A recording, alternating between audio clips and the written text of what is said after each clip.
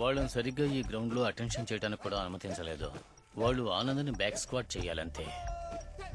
అందుకే అందరి మీద పగ తీర్చుకుంటున్నారు.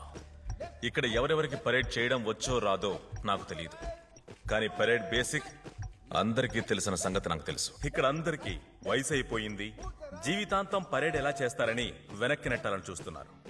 ఇప్పుడు మనకి కమాండెంట్ కి దూరం 50 అడుగులు మాత్రమే.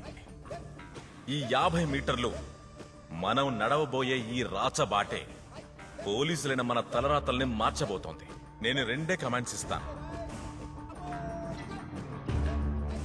నన్ను నమ్మి మీరంతా రావచ్చు.